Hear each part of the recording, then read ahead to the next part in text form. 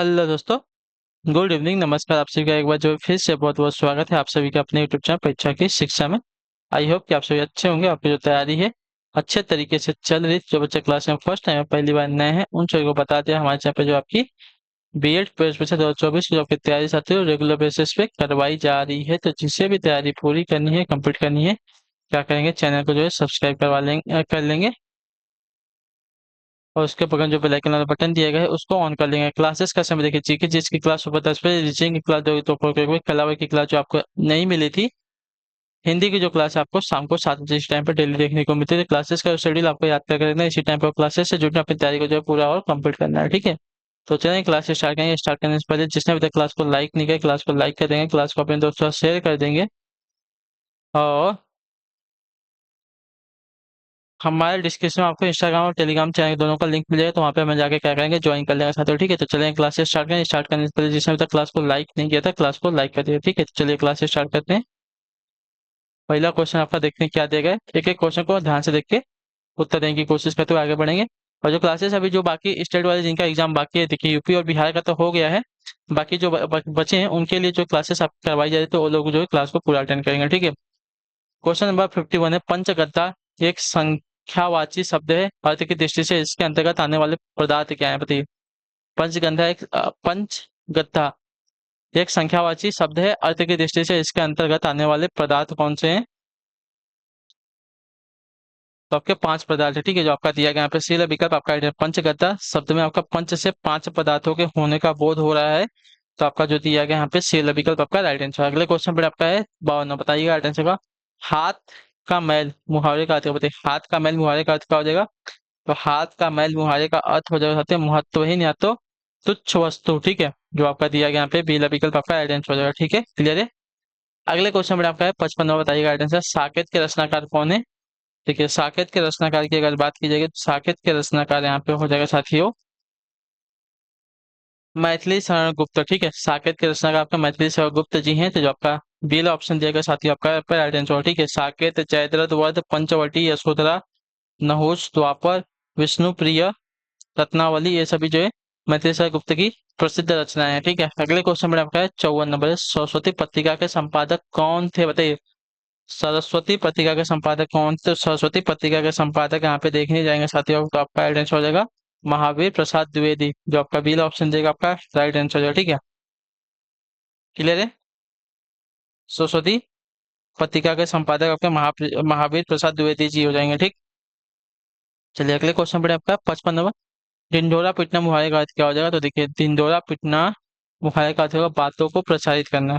ठीक है, ढिंढोरा पीटना मुहावरे का अर्थ हो जाएगा ऐलान करना या तो बातों को प्रचारित करना। ठीक है, जो आपका डील अभी कब देगा 55 पे आपका राइट आंसर। अगला आपका है तो 56 नंबर, कंगाली में आटा गीला होना मुहावरे का अर्थ करते हैं। कंगाली में आटा गीला मुहावरे होने का अर्थ क्या हो जाए, देखिए कंगाली में आटा गीला होना मुहावरे का अर्थ अगर देखने जाएंगे साथियों मुसीबत में और मुसीबत आना से संबंधित है, जो आपका सी विकल्प देगा आपका राइट आंसर हो जाएगा। ठीक है, कंगाली में आटा गीला मुहावरे का अर्थ हो जाएगा विपत्ति में और विपत्ति, यानी कि परेशानी में और परेशानी आना। ठीक है, अगले क्वेश्चन बड़े आपका है हाथ मलना मुहावरे का अर्थ क्या, ठीक है।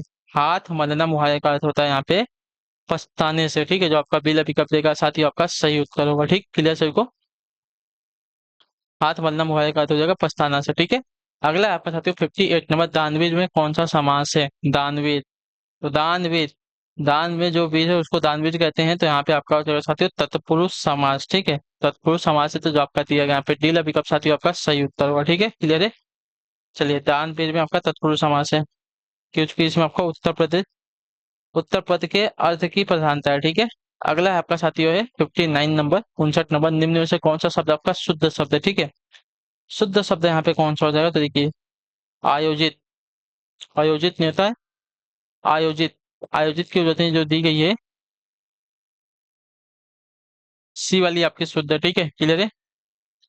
अगला आपका 60 नंबर, कल्पना का विपरीतार्थक शब्द कौन सा, बताइए। कल्पना का विपरीतार्थक शब्द कौन सा है, देखिए कल्पना का विपरीतार्थक शब्द का देखने जाएंगे साथियों आपका यथार्थ हो जाएगा। ठीक है, कल्पना का विपरीतार्थक शब्द का यथार्थ हो जाएगा। ठीक है, असली का विपरीतार्थक नकली हो जाएगा, सही का गलत हो जाएगा, और वास्तविक जो दिएगा इसका काल्पनिक या तो अवास्तविक हो जाएगा। ठीक है, अगले क्वेश्चन बढ़ेंगे 61 नंबर, 61 नंबर, तरी का पर्यायवाची शब्द कौन सा है, बताइए। तरी का परिचय शब्द कौन सा? देखिए तरी का परिचय शब्द अगर देखने जाएंगे तो तरी का परिचय शब्द यहाँ पे नौका से है, जो आपका डी विकल्प देगा आपका राइट आंसर। ठीक है, नौका, नाव, तारणी, जलायन, जलवाहन आदि सभी जो है तरी के प्राचीन शब्द यानी कि नाव के प्राचीन शब्द देगा। ठीक है, क्लियर है। लहर का विची, उर्मी, तरंग, लहरी, हिलोर आदि सभी आपके किसके? तो नौका के प्राची, इसके लहर के प्राची हो जाएंगे। ठीक है, क्लियर है। सरोवर का तालाब, जलाशय ये सभी आपके सरोवर के प्राची होते हैं। ठीक है। 68 टू नंबर 62 नंबर, आंख का प्राची शब्द कौन सा? देखिए आंख का प्राची आपके यहाँ पे जो दिया गया है कौन सा नहीं पूछा है। ठीक है, आंख का प्राची कौन सा नहीं है? तो देखिए चक्षु, लोचन, अक्षि। आपके आपके प्राची देंगे धात्री जो है आपका आंख का प्राची नहीं होगा। ठीक है, धात्री जो आपका आंख का प्राची शब्द नहीं है, तो जो आपका दिया गया डी वाला विकल्प आपका राइट आंसर है। ठीक है।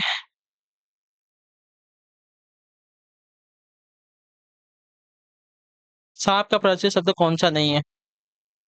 विषधर, सारंग, खग और भुजंग। तो यहाँ पे जो खग दिया गया है, खग आपका पक्षी का प्राची होता है, सांप का प्राची नहीं होगा। ठीक है, क्लियर है। 64 नंबर, रिक्शा किस भाषा का शब्द है? बताइए रिक्शा किस भाषा का शब्द है?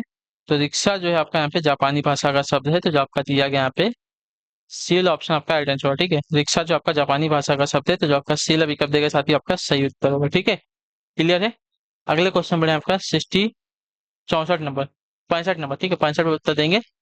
आस्तिक संक्षिप्तीकरण, आस्तिक संक्षिप्तीकरण का क्या अर्थ हो जाएगा? तो ये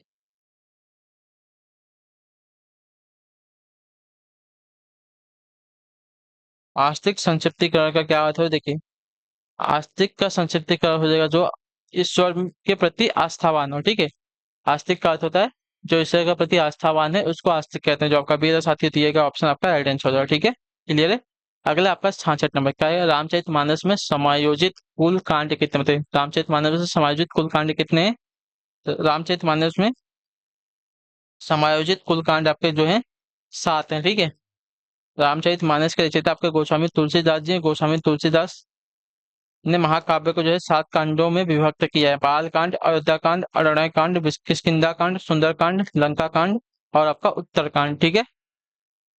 अगला आपका 67 नंबर, हिंदी भाषा भारतीय संविधान के किस अनुच्छेद के तहत राजभाषा कहलाई? बताइए हिंदी भाषा जो है भारतीय संविधान के किस अनुच्छेद के तहत राजभाषा कहलाई?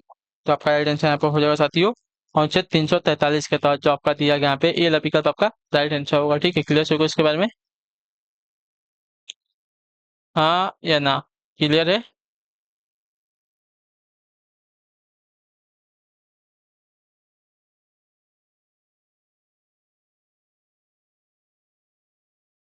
चलिए अगले आपका साथियों 68 नंबर क्या दिया गया है? हिंदी साहित्य के आधुनिक काल का प्रारंभ कब से माना जाता है? हिंदी साहित्य के आधुनिक काल का जो प्रारंभ है कब से माना जाता है? तो आपका राइट आंसर यहाँ पे हो जाएगा साथियों 1885 से, जो आपका बी विकल्प देगा आपका राइट आंसर हो जाएगा। ठीक है, क्लियर होगा इसका? हिंदी साहित्य के आधुनिक काल की शुरुआत की 1850 ईस्वी में मानी जाती है। इस काल के प्रमुख साहित्यकार आपके रामचंद्र शुक्ल, प्रेमचंद, निराला, प्रताप नारायण मिश्र, राम कुमार वर्मा आदि हैं। ठीक है, क्लियर है। तो हिंदी साहित्य के आधुनिक काल की शुरुआत आपकी 1850 ईस्वी से मानी जाती है। अगले क्वेश्चन में आपका 69 नंबर 69 क्या रहेगा? चुनाव में नेता लोग पानी की तरह रुपया बहाते हैं। ठीक है, चुनाव में नेता लोग पानी की तरह रुपया बहाते हैं, इस वाक्य में पानी का क्या अर्थ है? तो पानी का अर्थ हो जाएगा साथियों व्यर्थ, जो आपका दिया गया यहाँ पे बी वाला विकल्प आपका राइट आंसर। ठीक है, क्लियर हो इसके बारे में? पानी का अर्थ है यहाँ पे व्यर्थ, या तो खूब या तो अंधाधुंध। ठीक है,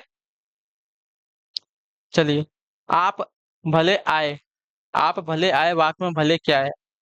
तो आप भले आए वाक्य में भले देखने जाएंगे तो आपका एक क्रिया विशेषण है, जो आपका डी वाला विकल्प देगा साथ ही आपका राइट आंसर होगा। ठीक है, क्लियर होगा इसके बारे में? आप भले आए वाक्य में आपका भले जो दिएगा आपका क्रिया विशेषण। और अगला है आपका 71 नंबर क्या देगा? निम्नलिखित में से किस शब्द में आपका अनय प्रत्यय प्रयुक्त हुआ है? बताइए किस शब्द में आपका अनय प्रत्यय जो है प्रयुक्त हुआ है? तो अनय प्रत्यय के बाद देखेंगे, अनय प्रत्यय आपका लगा है साथियों नारायण में। ठीक है, नारायण में आपका अनय प्रत्यय लगा, इसमें आपका नर प्लस अनय,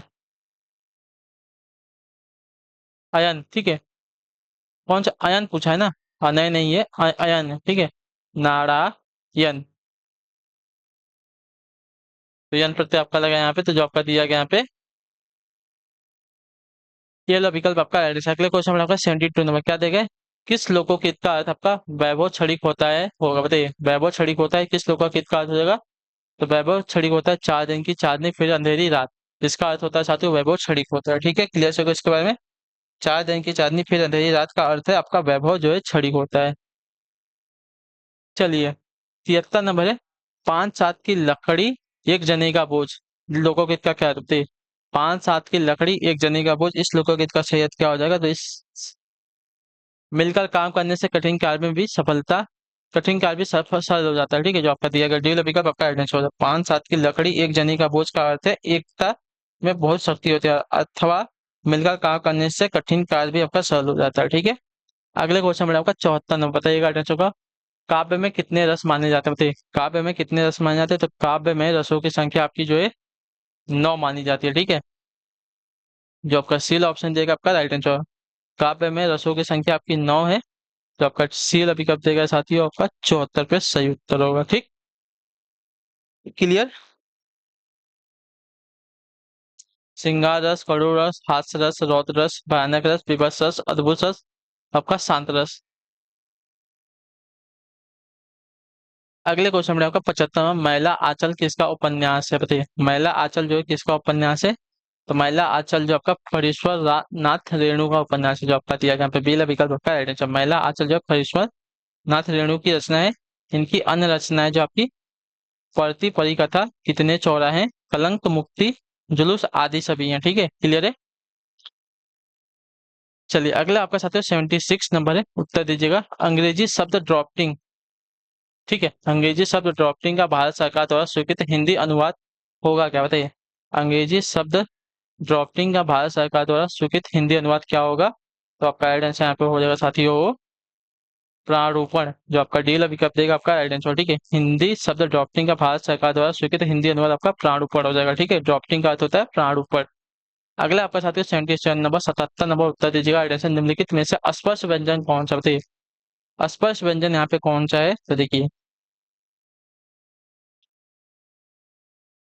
अस्पर्श व्यंजन की अगर बात की जाएगी तो अस्पर्श व्यंजन यहाँ पे देखे जाएंगे तो छ, छ आपका अस्पर्श व्यंजन स, ह, ल। ठीक है, यहाँ पे अस्पर्श व्यंजन में नहीं आता। ठीक है, ऐसे वर्ड जिनका उच्चारण करते समय या बोलते समय मुंह से किसी न किसी अंग का स्पर्श हो उन्हें जो स्पर्श व्यंजन कहते हैं। स्पर्श व्यंजनों की संख्या आपकी 25 होती है।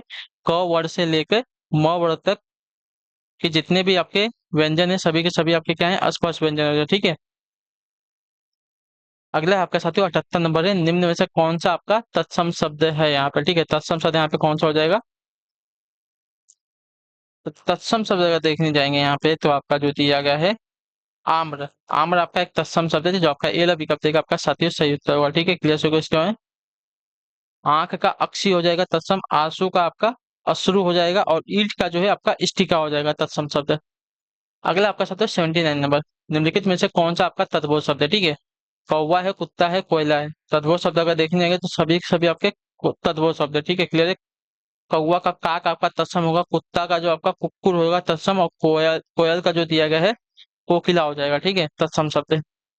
तो जो सभी दिएंगे आपके तद्भव शब्द है। अगले क्वेश्चन में 80 नंबर, क का उच्चारण स्थान क्या है? क, तो क का उच्चारण स्थान अगर देखने जाएंगे तो क का उच्चारण आपका कंठ होता है। ठीक है, क्लियर सभी को। तो जो आपका ये विकल्प देगा आपका राइट आंसर हो जाएगा।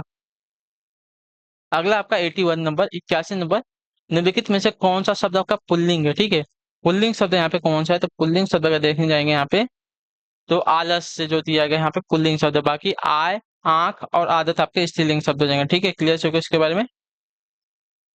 आलस्य, नयन, नेत्र, स्वभाव, ये सभी आपके पुल्लिंग शब्द होते हैं। अगले क्वेश्चन में 82 नंबर क्या देगा? निम्न में से कौन सा शब्द आपका स्त्रीलिंग का है? पक्षी है, केकड़ा है, चकोर है, गिलहरी है। इसमें से कौन सा आपका स्त्रीलिंग का शब्द है? तो गिलहरी। गिलहरी आपका देखिए पढ़ने से क्लियर हो जाएगा आपका स्त्रीलिंग का शब्द है जो आपका दिया गया डी विकल्प साथी आपका राइट आंसर हो जाएगा। ठीक है, पक्षी, केकड़ा, चकोर है क्या? पुल्लिंग शब्द है। ठीक है, 83 नंबर, क्षत्रिय शब्द में प्रत्यय कौन सा? बताइए, क्षत्रिय शब्द में प्रत्यय कौन सा? तो क्षत्रिय में अगर प्रत्यय देखे जाए ई आपका प्रत्यय लगा जो आपका बी विकल्प देगा आपका राइट आंसर। ठीक है, क्षत्रिय में आपका ई प्रत्यय लगा है। ठीक है, छत्र आपका इसमें मूल शब्द है। अगला आपका लखनवी, लखनवी में प्रत्यय कौन सा है?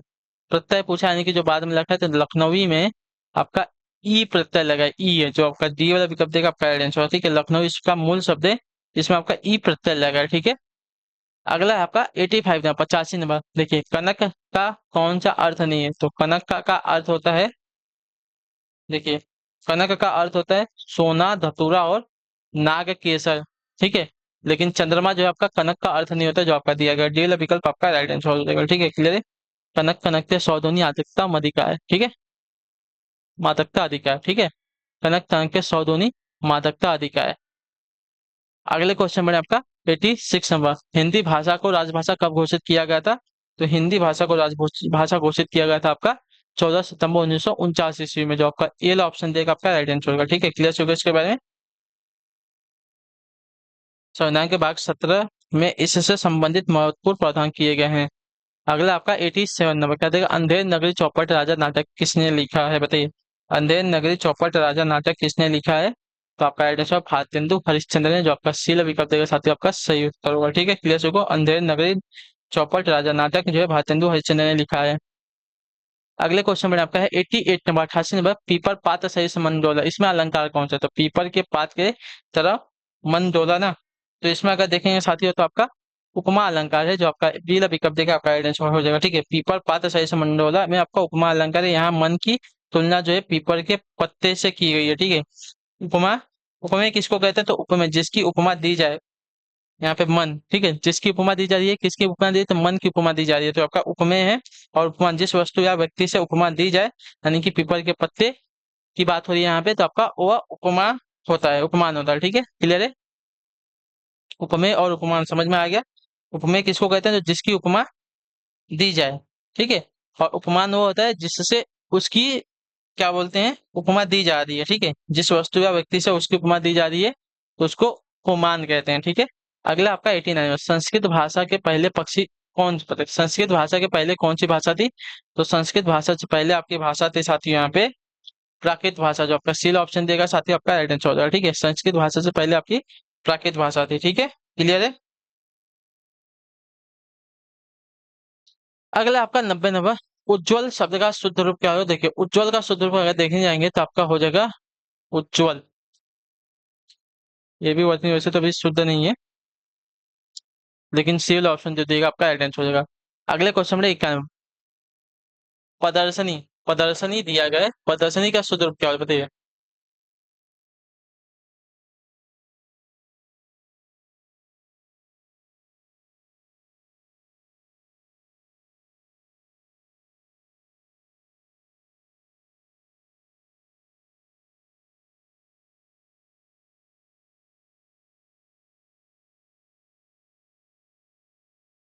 प्रदर्शनी, तो प्रदर्शनी की जो दी गई है, प्रदर्शनी होती है। ठीक है, प्रदर्शनी आपकी बताइए जो दी गई है, डी वाली आपके यहाँ पे शुद्ध के साथ। ठीक है, क्लियर है।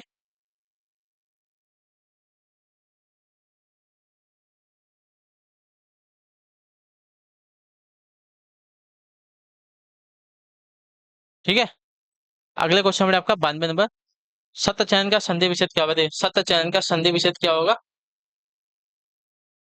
तो सत्य चयन का अगर संधि विच्छेद अगर आप देखने जाएंगे साथियों तो आपका हो जाएगा साथियों सत्य धन चयन, जो आपका ये विकल्प देगा आपका राइट आंसर होगा। ठीक है, क्लियर से कुछ सत्य चयन का संधि विकल्प होगा, सत्य धन चयन हो जाएगा। ये लो ऑप्शन जो दिएगा आपका राइट आंसर होगा। ठीक है, क्लियर है। अगले क्वेश्चन में आपका 93, हिंदी का स्वर्ण युग किस काल में रहा है बताइए। हिंदी का स्वर्ण युग जो है किस काल में रहा है? तो हिंदी का स्वर्ण युग आपका रहा है साथियों भक्ति काल में। क्लियर है, भक्ति काल को हिंदी साहित्य का स्वर्ण युग कहते हैं। इसकी समयावधि आपकी 1375 से लेकर 1700 विक्रम संवत तक जो है मानी जाती है। ठीक है, अगले क्वेश्चन में आपका 94, कलम तोड़ना मुहावरे का अर्थ क्या होता है? कलम तोड़ना मुहावरे का अर्थ क्या होता है? तो कलम तोड़ना मुहावरे का अर्थ होता है साथियों बहुत अच्छा लिखना। ठीक है, बहुत अच्छा लिखना कलम तोड़ना मुहावरे का अर्थ हो जाएगा। पीताम्बर में कौन सा समास है? तो पीताम्बर में अगर समास देखने जाएंगे तो आपका हो जाएगा पित्त है अंबर जिसका, अर्थात श्री कृष्ण की बात यहाँ पे हो रही है, तो जो आपका दिया गया यहाँ पे बहुब्रीहि समास हो जाएगा, जो आपका ए ऑप्शन देगा आपका आंसर। ठीक है, यहाँ पर का बहुब्रीहि क्योंकि दोनों पद मिलकर किसी अन्य विशेष अर्थ की ओर संकेत कर रहे हैं। तो आपका बहुब्रीहि समास है। अगला क्वेश्चन आपका 96, पंचवटी में कौन सा समास है, यानी कि 5 वटों का समाहार। तो यहाँ पे हो जाएगा साथियों द्विगु समास। पहला पद आपका क्या है, संख्यावाचक और समूह का बोध होता है, ठीक है। तो जो आपका दिया गया यहाँ पे द्विगु समास हो जाएगा, ठीक है। अगले क्वेश्चन में आपका है 57, पावक का संधि विच्छेद क्या। पावक, पावक का संधि आपका पौधन अक होता है। पौधन अक आपका पावक का संधि विच्छेद, आपका ये ऑप्शन जो दिया गया आपका राइट आंसर हो जाएगा, ठीक है। क्लियर सभी को। चलिए अगले क्वेश्चन में आपका 98, जगदीश का संधि विच्छेद क्या होगा। तो जगदीश का संधि में आपका जगत धन ईश होता है। जगत धन ईश आपका जगदीश का संधि विच्छेद, जो ये वाला ऑप्शन दिया गया साथियों 98 का आपका राइट आंसर होगा, ठीक है। अगले क्वेश्चन में आपका है 99 नंबर, हिंदी की उत्पत्ति किस भाषा से हुई है। देखिए हिंदी की उत्पत्ति जो है आपकी हुई है साथियों किस भाषा से हुई है। तो हिंदी की उत्पत्ति जो आपकी हुई है साथियों सौर सेनी अपभ्रंश से हुई है, ये बात याद रखिए, ठीक है। जो आपका सी विकल्प देगा साथियों आपका राइट आंसर होगा, ठीक क्लियर। चलिए आखिरी क्वेश्चन ध्यान से देखिएगा, अरबी भाषा का कौन सा शब्द है, बताइए अरबी भाषा का कौन सा शब्द है। नमाज, दीदार, गुना, तकवा। तो इसमें से आपका जो दिया गया है गुना, गुना आपका अरबी भाषा का शब्द है, ठीक है। नमाज आपका संस्कृत भाषा का शब्द है, दीदार आपका उर्दू भाषा का शब्द है, और गवाह आपका फारसी भाषा का शब्द है, ठीक है। चलिए तो इसी के साथ जो आपकी क्लास है आज की यहीं पे कंप्लीट होती है। आई होप कि आपको क्लास अच्छी लगी। अच्छे क्लास को लाइक करें, चैनल पे पहले सब्सक्राइब, और हमें जो है कमेंट में अपनी राय क्लास को जो दे क्लास कैसी लगी। हम आपसे मिलते हैं आपकी अगली क्लास में, जब भी आपका अगला सेशन होगा उसमें मिलेंगे। तब तक के लिए टाटा बाय बाय, जय हिंद, जय भारत। आपसे क्लास से जुड़ने के लिए बहुत बहुत ही धन्यवाद साथी।